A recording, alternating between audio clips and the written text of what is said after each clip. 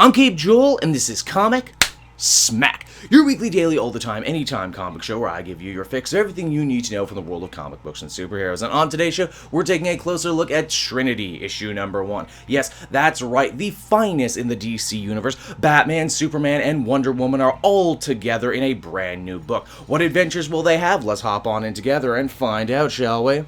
Alright then, so this comic opens interestingly enough, not with a narration by Batman, Superman, or Wonder Woman, but instead narration duty is given over to Lois Lane. She talks about how hard the superhero life is, how you always need to put up walls to keep people safe, walls to keep your enemies at bay, etc, but how that can be a very lonely and harmful life. Especially for this Superman, who we see is not only a superhero, but also a father. You see, unbeknownst to Clark, who's busy out saving the world, Lois invites Batman and Wonder Woman over to their farm in hopes that they can extend the olive branch of peace. It's a really good idea, but not one without its own set of hiccups. You see, you still have John Kent running around on the farm. His powers are still manifesting, and when he perceives Wonder Woman and Batman as threats, seeing them out of costume, he ends up giving them a good old-fashioned laser blast. Diana deflects the hit in expert fashion, but Bruce, on the other hand, they singed his poor suit, so he's going to have to wear a lumberjack shirt for the rest of the issue, which is pretty funny. Dinner goes pretty well. The hero swap story. Superman in particular has some interesting ones of the Batman that he remembers from his Earth, someone who was very close to his surrogate children and would have done anything to help them, even if that meant donning a silly rainbow costume to protect Robin's identity. What's crazier about this bit is he's actually referencing a real story that really did happen in Batman comics. Diana and Lois break off after dessert to have a little girl time. If you'll remember, Wonder Woman was actually in a relationship with the New 52 version of Superman. She reiterates that she has no feeling for Lois's husband. This is a completely new person to her, and that Wonder Woman herself is kind of lost in her own world right now, trying to find the truth.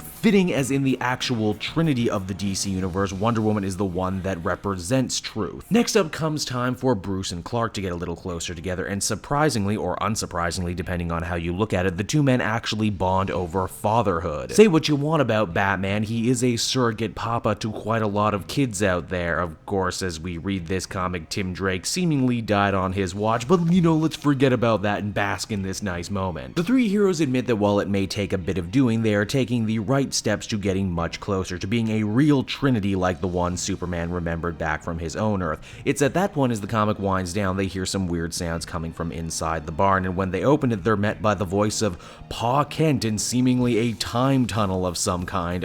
Okay, as the comic ends. Trinity number 1 was a really great premiere issue, one that utterly took me by surprise. Manapul's art is absolutely beautiful, and for once I think his writing actually matches the art in quality. This is one of my favorite types of superhero comics, and that is a whole issue where no single punch is ever thrown. It's all about character and relationships and feelings. There's also a lot of work being done to try and bring the relationship between the three main Justice League members back to a more classic time that we all love and remember. When the heroes got along and weren't so mistrusting of each other. It's also cool to once again see Superman's new family unit be put on the forefront, showing that Jonathan the new Superboy isn't just important to Superman and Lois, but important to the entire superhero community for what he represents, the next stage in the superhero legacy. A good book, well told, with amazing visuals. I give this one a very strong 9 out of 10. Hey everyone, thanks so much for watching my newest video. I hope you enjoyed it, and while you're here, why not check out another video I have on offer, or maybe if you're feeling in a supportive mood, you want to like or subscribe. And if you want to support the creation of more videos just like this one, then please by all means check out the Cape Joel Patreon. A little bit goes a very long way, and I will see you all next time.